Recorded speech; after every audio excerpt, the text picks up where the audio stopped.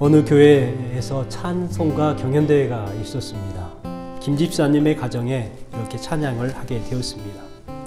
그 집사님이 가족들이 나와가지고 하나님 앞에 찬양을 하면서 정말 뜨겁게 하나님께 영광을 올렸어요.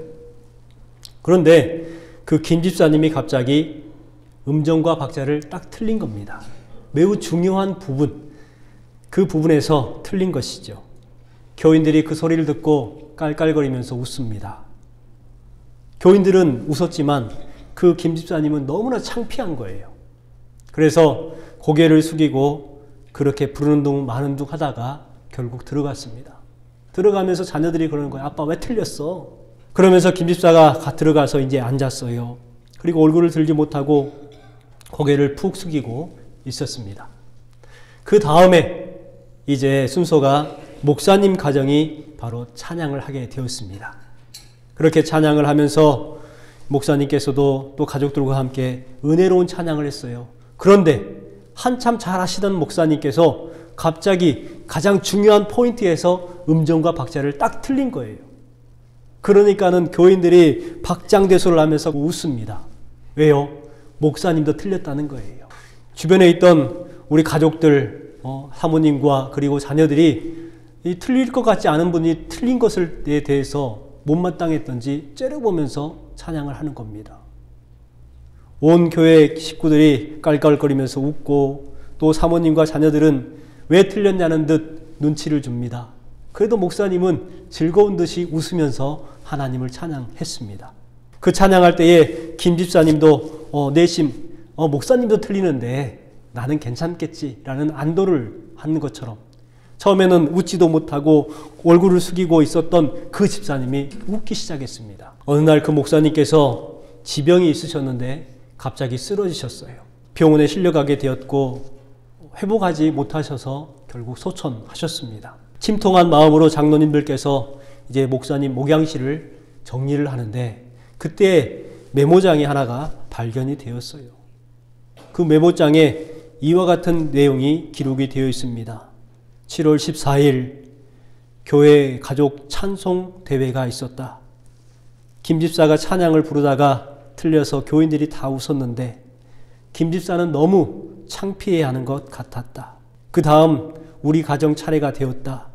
찬송을 부르는데 나도 일부러 틀렸다. 교인들은 박장대소하며 웃었다.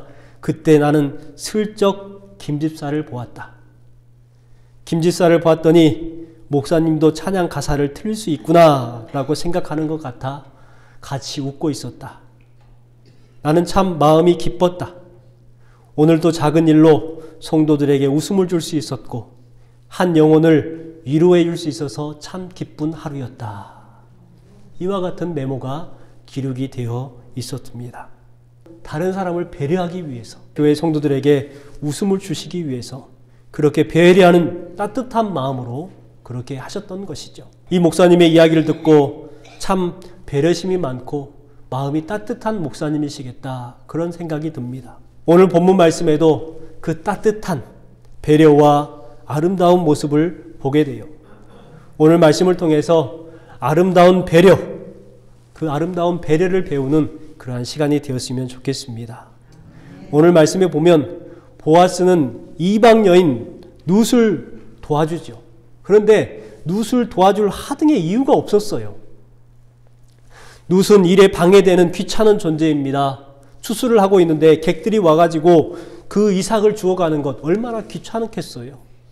그럼에도 불구하고 보아스는 룻에게 자신의 밭을 떠나지 말고 보리 이삭을 주우라고 허락해 줍니다.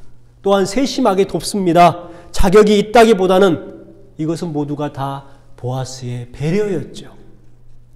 목이 마르면 물을 공급해 준다고 합니다. 배가 고프면 먹을 것을 줍니다. 또 사내들에게 겁탈당하지 않도록 안전까지 보호해 줍니다.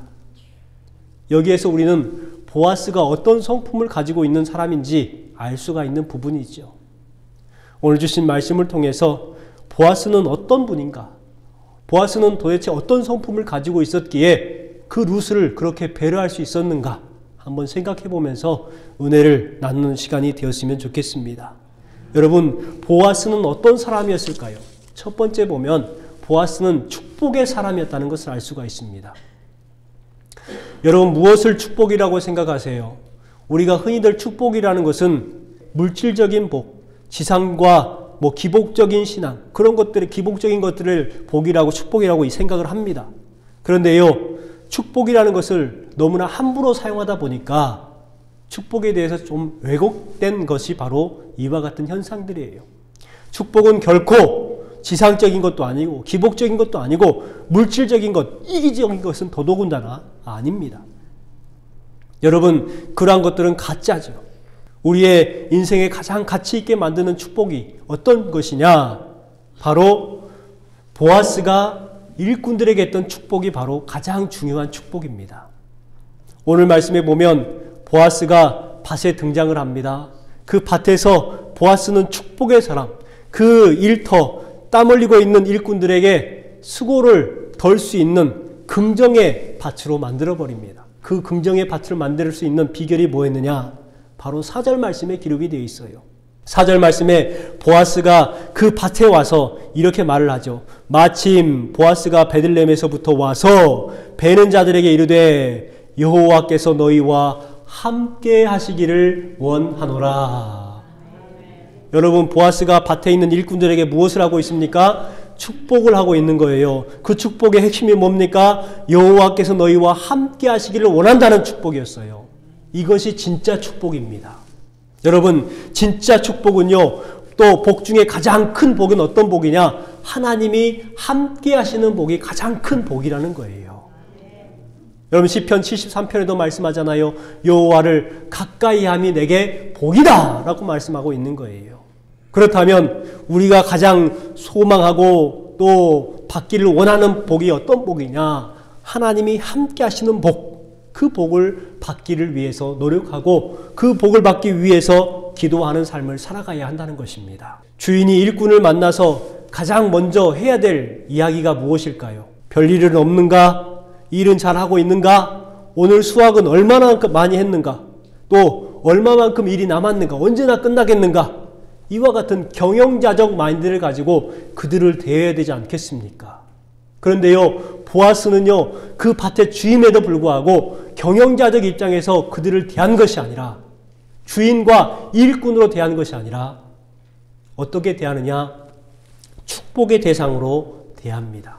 여러분, 이와 같은 축복 매우 중요한 것입니다. 축복은 말로 표현되기 전까지는 축복이 아니다라는 말이 있죠. 조엘 오스틴이 긍정의 힘이라는 책에서 이야기했던 이야기입니다. 저는 이 말에 공감을 합니다. 축복은 말로 표현되기 전까지는 결코 축복이 될 수가 없지요. 내가 마음으로만 그렇게 생각하고 있는 것이 아니라 그것을 다른 사람에게 선포하는 거예요. 여러분, 축복은 선포입니다. 왜요? 우리는 복의 주체가 되지 못해요. 하나님께서 복을 주시는 것이지 우리는 복을 주지는 못하지만 하나님 앞에 축복을 상대방에게 빌어주는 것, 이것은 매우 중요한 것이죠. 우리 그리스도인들에게는 축복권이 있는 거예요. 그렇기 때문에 다른 사람들을 위해서 축복하는 것, 이것은 성도로서 기본인 거예요. 그래서 내가 다른 사람을 위해서 축복하면 그 축복이 이루어지는 것입니다. 여러분, 축복을 말로 표현하시기 바랍니다. 여러분의 가정에서, 여러분의 삶의 자리에서, 어디에서든지 여러분의 입술 가운데 축복의 말이 선포되어지는 그러한 입술들이 되시기를 주님의 이름으로 축원합니다. 창세기 27장 27절 말씀에 보면요, 이삭이 야곱을 축복한 내용이 기록이 되어 있습니다. 야곱이 이삭에게 이렇게 축복하죠. 그에게 축복하여 이르되 내 아들의 향취는 여호와께서 복 주시는 밭의 향취로다. 참 시적인 그러한 축복입니다. 여러분, 이삭이 야곱에게 축복을 했더니 그 축복이 어떻게 되는 줄 아세요? 그대로 야곱의 삶 가운데에 이루어졌습니다. 여러분, 야곱이 어떤 사람이 됩니까? 사기꾼이 아니었죠. 나중에 변화되어서 어떤 사람이 되냐? 이스라엘이 됩니다. 여러분, 작은 자에서 출발을 해서 큰 나라를 이루었고 하나님이 복 주시는 자가 되었습니다. 뿐만 아니라 자신만 복을 받은 것이 아니라 후손들이 복을 받아서 그 후손들이 거하는 그 밭이 복을 받지 않습니까? 여러분, 여기에서 우리는 축복의 제1 원리를 알 수가 있어요. 축복의 제1 원리는 뭐냐? 축복하면 축복한 대로 된다 하는 것입니다. 여러분 믿으시길 주님의 이름으로 축원합니다. 내가 축복하면은요 그 축복이 그대로 된다는 거예요. 그렇기 때문에 우리는요 축복하기를 마다하지 말아야 돼요.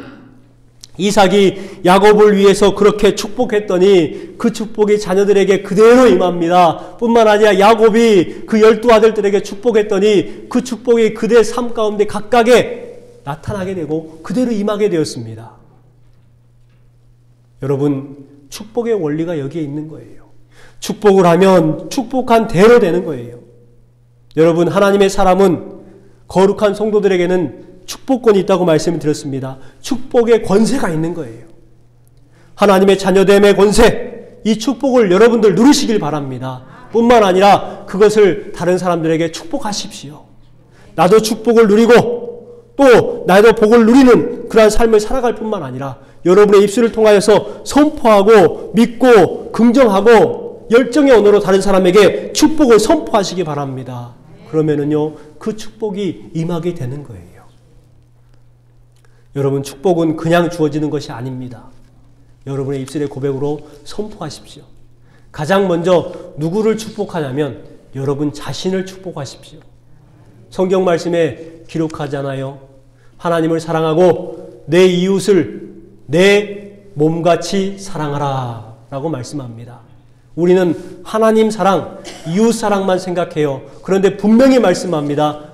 내 이웃을 누구와 같이? 내 몸과 같이. 여러분 이것을 우리는 잘 모르려고 잊어버려요. 나를 사랑할 줄 아는 사람이 다른 사람도 사랑할 줄 아는 거예요. 내게 배려를 할 줄 아는 사람이 다른 사람을 배려를 할 줄 아는 거예요. 세상에 살아가다 보면 배려하지 못하는 사람들을 많이 만나게 됩니다. 상대방을 배려하지 못하고 자기 중심적, 이기적으로 행동하시는 분들이 많이 계셔요. 참 안타까운 분들입니다. 여러분 혹시 그런 분들을 만나면 불쌍히 여기시기 바랍니다. 왜냐하면요 그분은 배려를 받지 못했기 때문에 배려를 할 줄 모르는 거예요. 참 불쌍한 사람이죠. 여러분, 여러분의 입술을 통해서 많이 축복하고 또 많이 배려를 하게 되면 여러분은 그 배려의 삶이 되고 여러분도 보아스와 같이 축복의 사람이 되는 거예요. 또 축복의 제2 원리는 어떤 복이냐? 바로 축복의 사람은 축복의 사람을 만든다는 것입니다. 축복의 사람은 축복의 사람을 만들어요. 보아스가 일꾼들에게 축복을 합니다. 그 말을 들었던 일꾼들이 또 어떻게 해요?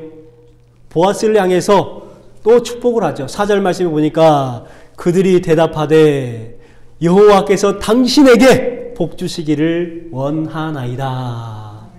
일꾼이요 주인에게 축복을 하는 거예요. 이 관계는 주인과 일꾼의 관계가 아니죠. 가족의 관계요, 동료의 관계요, 또 공동체의 관계. 그 관계에서 줄 수 있는 축복의 주고받음이지요. 이 밭이 보아스 한 사람을 통해서 축복의 장소가 되어버리는 거예요. 여러분의 삶의 자리가 보아스의 밭처럼 축복이 오고 가는 자리, 축복의 땅이 되시기를 주님의 이름으로 축원합니다. 여러분 축복의 사람은요 주변 사람들도 역시 축복의 사람으로 만드는 거예요. 그렇다면 여러분 한 사람 한 사람이 각각의 자리에서 축복의 사람들이 되시길 바랍니다. 그러면 여러분의 가정이 축복의 장소가 되는 것이고 여러분의 일터가 축복의 장소가 되는 거예요. 여러분이 가는 것이 복된 자리가 된다는 것입니다. 여러분이 거하는 곳, 앉는 것이 복을 얻는 것이고 서는 것이 또 걸어가는 것이 모든가 복덩어리가 되는 거예요. 축복의 제3의 원리는 축복의 사람은 반향을 일으킨다는 것입니다. 반향을 일으킵니다. 보아스가 축복을 하죠. 종들에게 축복을 합니다. 그 축복을 받은 일꾼들은 또한 보아스를 축복을 하죠. 그랬더니 그 보아스가 또 그 축복을 누구에게 넘기냐면 이번에는 객이요 이방 여인이요 과부였던 룻을 축복하기 시작합니다. 룻에게 12절 말씀에 이렇게 말을 하죠. 여호와께서 내가 행한 일에 보답하기를 원하며 이스라엘 하나님 여호와께서 그의 날개 아래 보호를 받으러 온 내게 온전한 상 주시기를 원하노라. 도대체 축복과는 거리가 먼 여인이에요. 이방 여인, 언어가 다르고 행동이 다르고 모습이 달라요. 외형이 다릅니다. 그런 여인에게 그 축복이 어떻게 돼요? 흘러가는 거예요. 축복에 있는 곳은 주신 말씀처럼 축복의 사람을 만들고 그 장소를 축복의 장소로 만드는 거예요. 그리고 뿐만 아니라 그 축복이 흘러서 담장을 넘는 게 되는 것입니다. 여러분, 넘을 수 없는 그 담장, 이방 여인, 모압 여인에게 축복이 갔다니까요. 대단한 거 아닙니까? 축복은 이와 같은 파장을 일으키는 것입니다. 반향이죠. 여러분뿐만 아니라 룻이 그와 같은 보아스의 축복을 받고 나서 집으로 돌아갑니다. 그 이야기들을 나오미 시어머니에게 그대로 하지요. 시어머니가 이번에는 보아스를 축복을 해요. 20절 말씀에 보니까 그렇게 말합니다. 그가 여호와로부터 복받기를 원하노라. 전혀 모르는 나오미가 그렇게 보아스를 축복하고 있습니다. 복이 흘러서 계속 전해지고 결국은 그 축복이 보아스에게 다시금 돌아오는 것을 알 수가 있습니다. 반향이 어떤 뜻입니까? 반향은요, 바로 이것입니다. 세상에 영향을 미치는 그러한 것 때문에 일어나는 반응들, 파장이라고 말을 하죠. 한 가지 일 때문에 그것을 주변을 통해서 계속해서 전달되어서 많은 사람들에게 그 영향력을 끼치는 것, 이것을 방향이라고 말을 합니다. 또 한 가지 뜻은 뭐냐면 반사되어서 다시 돌아오는 현상이죠. 이것이 어딘가에 딱 부딪혀요. 그래서 다시금 나에게 돌아오는 원리, 이것을 반향이라고 말을 합니다. 여러분, 이 단어를 생각하고 이 시간 영상 하나를 잠깐 보도록 하겠습니다. May I have this? No.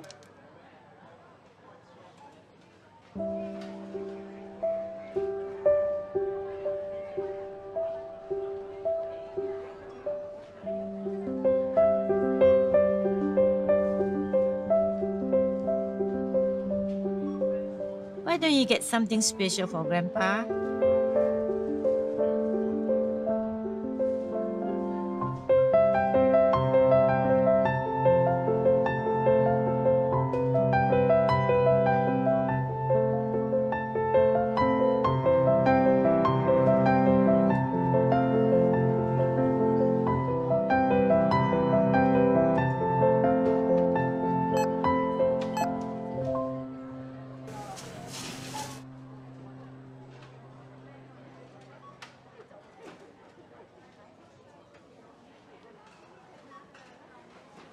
I'm sorry.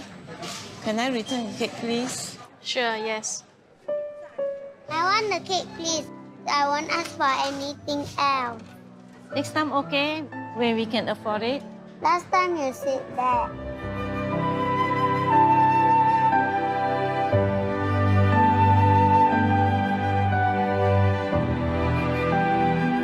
You don't want this? I'll take it back.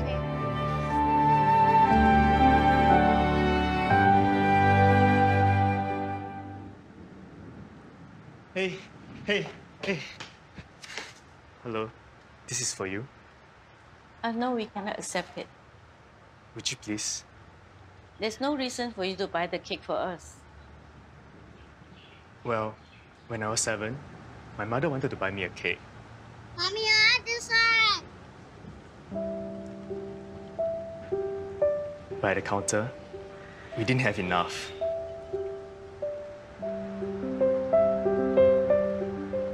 Can we get something else?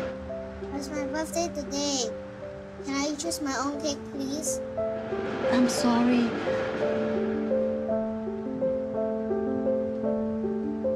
Then, there's this man. I've never met him before.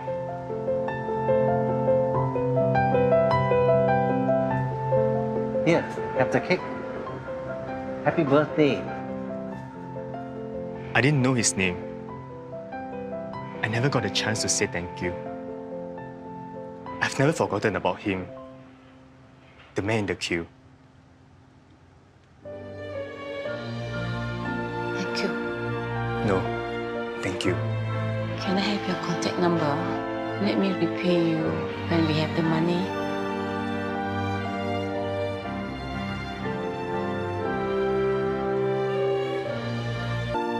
Promise me something, okay? Someday, when you're able to help somebody, you will do it?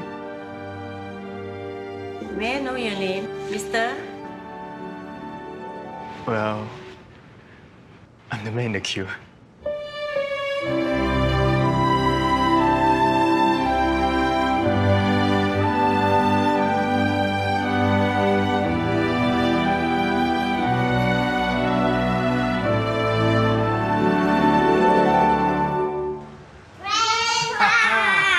I chose this cake for your birthday. Wow, this is my favorite. Thank you. Let's go and put some candles. Oh, careful. You shouldn't have spent the money. Actually, I came and paid for it. He give me this note. Please write down your address. I'll bring the money back to you later.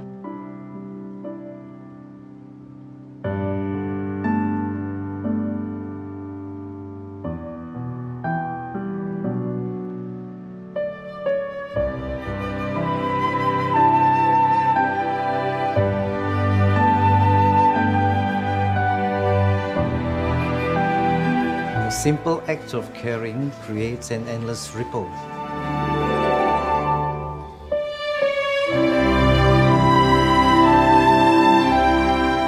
That comes back to you.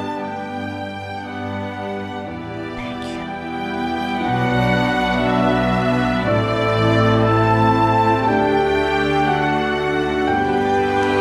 birthday to you. Happy birthday.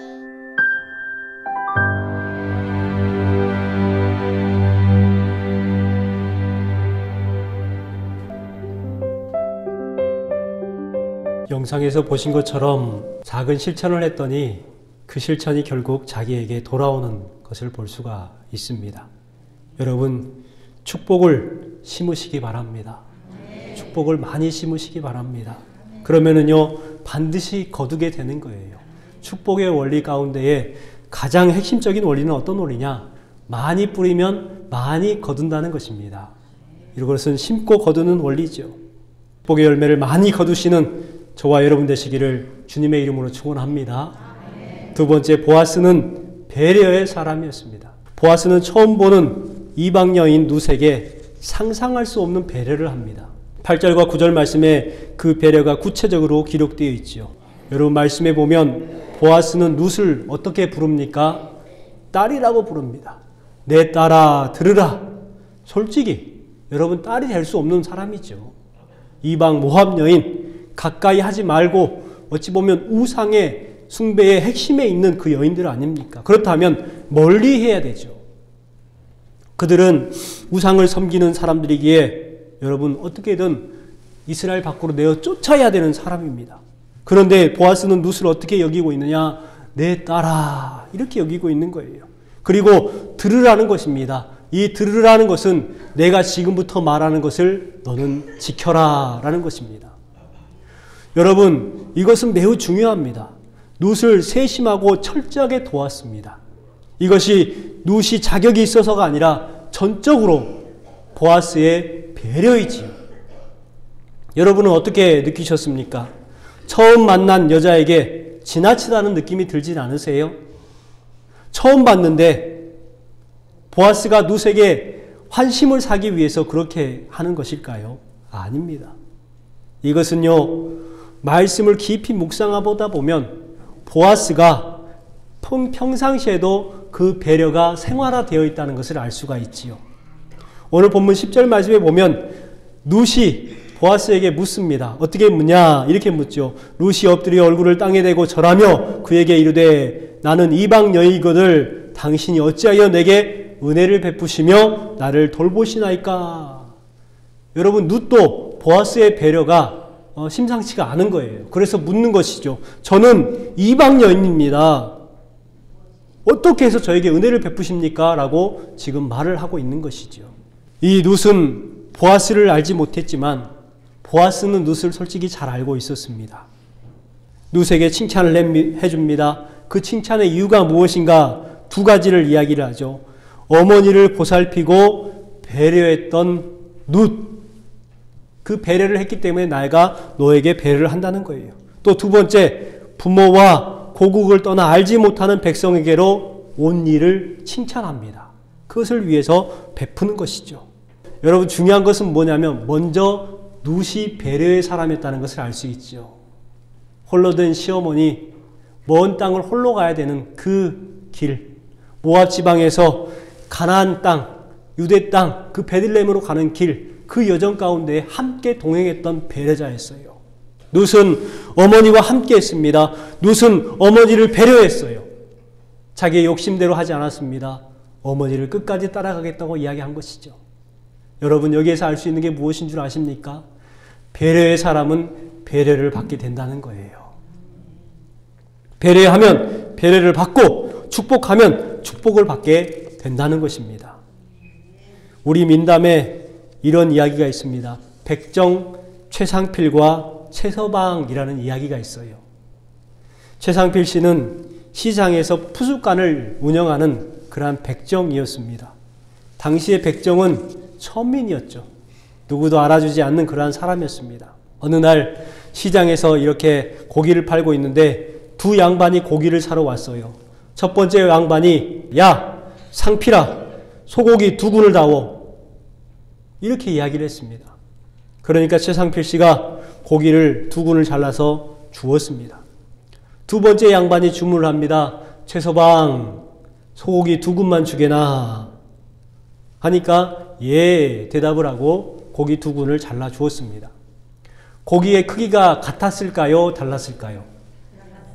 달랐죠. 누구의 고기가 컸을까요?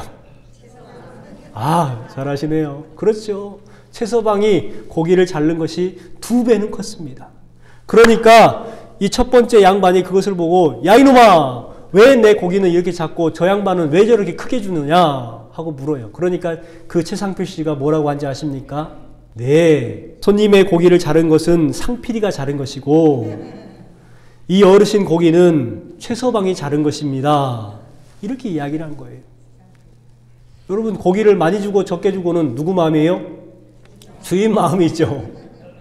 여러분 조그만 배려했더니 완전 다른 결과가 나온 것이죠. 사실 보아스의 배려는 거창한 것이 아니었습니다. 우리는 보아스의 배려하니까 보아스가 룻을 엄청나게 배려한 것처럼 생각되는데요. 작은 배려였습니다. 보아스가 했던 배려는 가족을 잃어버린 과부, 단순히 떨어진 그 과부에게 단순히 떨어진 보리삭을 줄 수 있도록 도운 것이었어요. 큰 배려가 아니었습니다. 아마 큰 배려라고 했다면 보리 한 가마니를 그에게 선사했을 수도 있을 거예요. 그러면 아마 큰 배려라고 할 수 있었을 겁니다. 그런데 당시의 풍습 가운데에 과부나 나그네들은 그 밭에 들어와서 떨어진 이삭을 누구라도 줄 수 있는 거였어요. 그렇다면 룻에게 작은 배려였죠. 여러분 그 작은 배려가 룻에게는 큰 은혜였던 것이죠. 그럼을 통해서 그 안에 축복이 가득 차게 되었고 그 작은 배려가 사랑의 시작이 된 것입니다. 펄벅이라는 여사가 있죠. 우리나라에서 참 큰 일을 감당했던 여인인데 우리나라가 매우 어려웠을 때에 고아원을 짓고 그 고아원을 도왔던 여인입니다. 그런데 이 여인은 노벨 문학상을 받았던 여인이죠. 그 여인이 우리나라에 와서 경험했던 일을 그 책에 기록을 했습니다. 감명 깊게 보았던 그러한 장면인데 어떤 장면이냐. 소 달구지를 이렇게 끌고 가는 소에게 집단을 많이 실었어요. 그러면 미국이나 다른 나라에서는 그 집단 위에 올라가서 그 소가 끄는 달구지를 타고 갈 텐데 한국 사람들은 그러지 않았다는 거예요. 어떻게 했을까요? 그 달구지를 끌고 가는 소 자신도 지게를 지고 또 집단을 싣고 그렇게 소와 함께 걸어가는 동행을 하더랍니다. 그 모습을 보고 이 펄벅 여사가 감동을 한 거예요. 야, 한국 사람들은 동물까지도 저렇게 배려를 할 줄 아는 대단한 사람들이구나. 생각해 보세요. 자기의 짐을 그냥 소에게 실으면 돼요. 그리고 자기도 그 달구지에 타면 됩니다. 쉽게 갈 수가 있어요. 하지만 가축과 동물을 배려하기 위해서 자기도 짐을 지고 같이 짐을 나누어지는 그러한 배려를 할 줄 아는 민족이 한국 사람들이라는 거예요. 그래서 펄벅 여사가 감동을 했다는 거 아닙니까? 경기도에 가면은 펄벅 여사 기념관이 있습니다. 수많은 고아들을 도왔죠. 그 일 때문에 우리나라 사람들을 그렇게 도왔다는 거예요. 이런 사람들은 도울 가치가 있다는 것이죠. 제가 어렸을 때 감나무에 보면은 꼭 그 꼭대기 쪽에 보면 따지 않은 감들이 있었습니다. 여러분 그 감들을 따지 못해서 안 땄을까요? 그렇죠. 그 까치들을 배려하기 위해서 우리만 먹는 것이 아니라 까치들도 새들도 먹으라고 그렇게 몇 개씩을 남겨뒀어요. 새에 대한 배려죠. 여러분 또 논두렁이나 밭두렁에다가 콩을 심습니다. 그런데 콩을 꼭 몇 개씩 심어요? 3개나 4개씩 심어요. 왜 3개, 4개 심을까요? 하나만 심으면 될 텐데. 그런 의미가 있다고 합니다. 하나는 땅속에 벌레가 먹고 또 하나는 가축이나 지나다니는 동물들이 이렇게 그 콩을 먹고 하나는 누가 먹어요? 내가 먹고. 그러려고 그렇게 한다는 거예요. 얼마나 배려심이 많은 우리 민족 아닙니까? 우리나라 선조들은요 그렇게 사람들을 배려했어요. 이웃들을 배려하고 또 자연을 배려하고 가축들을 배려하는 그러한 민족이었습니다. 그런데 지금 우리는 어떻게 살아가고 있습니까? 언제부턴가 너무나 바쁘다고 또 환경과 여러 가지 탓을 하면서 양보와 배려는 사라져버리고 서로 잘 되려고 여유를 잃어버리고 아름다운 배려가 없이 정신없이 살아가고 있지 않습니까? 여러분 주신 말씀을 기억하고 여러분의 배려를 통해서 여러분의 가정과 사회와 교회가 배려가 풍성한 그러한 곳이 되시기를 주님의 이름으로 축원합니다. 세 번째 오늘 주신 말씀에 이 보아스는 누구를 상징하냐면 바로 예수님을 상징합니다. 예수님의 표상이죠. 지금부터 신학적인 해석을 여러분에게 말씀을 드리려고 합니다. 보아스는 룻에 대해서 많은 것을 알고 있었습니다. 그렇지요. 룻은 보아스를 전혀 알지 못했습니다. 뿐만 아니라 보아스가 룻에게 찾아온 것입니다. 룻이 보아스를 찾아간 것이 결코 아니지요. 뿐만 아니라 보아스는 유력한 사람이었습니다. 그는 존귀한 사람이었습니다. 그런데 룻은 어떤 사람이었습니까? 한 끼 식사를 걱정해야 되는 사람이었습니다. 그는 초라한 이방 여인이었습니다. 결코 어울릴 수 없는 사람이죠. 그럼에도 불구하고 보아스는 룻에게 다가갑니다. 그를 괴념치 않습니다. 그의 상황과 여러 가지 것들을 따지지 않고 유념치 않습니다. 룻을 전심으로 돕고 배려합니다. 사랑합니다. 여러분 보아스의 이름의 뜻이 뭔 줄 아십니까? 바로 능한 사람입니다. 여러분 그리스도는 전능하신 하나님이에요. 그러므로 보아스와 룻의 관계는 바로 예수님과 성도들의 관계입니다. 보아스와 룻의 만남은 예수님과 성도의 만남을 상징하고 있는 것이죠. 보아스와 룻의 결혼은 바로 예수님과 성도의 하나를 이야기를 하는 것입니다. 여러분 우리는 룻과 같습니다. 또 세리와 같습니다. 세상에 몸과 마음이 더럽혀져서 도저히 배려받지 못할 것 같은 우리에게 하나님께서 육신을 입으시고 우리에게 찾아오셨어요. 찾아오셔서 우리에게 복을 선포하고 평안을 선포하고 지금까지 우리를 배려해 주고 계십니다. 여러분 우리가 주님의 그 사랑하심과 배려심 때문에 지금 우리가 살아가고 있지 않습니까? 보아스가 룻에게 얼마나 많은 은혜를 주고 있습니까? 4가지 은혜를 발견할 수가 있는데요. 첫 번째는 어떤 은혜냐? 바로 보호의 은혜입니다. 보호의 은혜. 두 번째 은혜는 어떤 은혜입니까? 해갈의 은혜입니다. 세 번째로는요, 위로의 은혜입니다. 위로의 은혜. 만족의 은혜예요. 만족의 은혜. 여러분, 내가 은혜를 받았으면 그 은혜를 받는 것으로 끝나는 것이 아니에요. 다른 사람들에게 그 은혜를 흘려보내는 것이 중요한 것입니다. 시편 112편 5절 말씀에 은혜를 베풀며 꾸어주는 자는 잘되나니 그 일을 정의로 행하리로다 말씀하고 있습니다. 은혜를 베풀며 꾸어주는 자는 잘된다는 거예요. 여러분 이것을 다른 말로 말하면 반향이라고 말씀을 드렸습니다. 이와 같이 은혜를 베풀며 꾸어주는 삶을 살아가는 사람은 어떻게 될까요? 무슨 일을 만나든지 만사형통하리라. 무슨 일을 만나든지 만사형통하리라. 할렐루야. 여러분, 은혜를 베풀며 구워주는 사람은요, 무슨 일을 만나든지 만사형통의 복을 누리게 될 줄 믿습니다. 여러분, 오늘 주신 말씀을 기억하십시오. 여러분이 축복의 사람이 되십시오. 여러분이 배려의 사람이 되십시오. 그리고 은혜를 베풀며 구워주는 삶을 살아가시길 주님의 이름으로 축원합니다. 그러한 삶을 살아갈 때에 무슨 일을 만나든지 만사형통의 복이 우리에게 임하게 될 줄 믿습니다. 기도하겠습니다.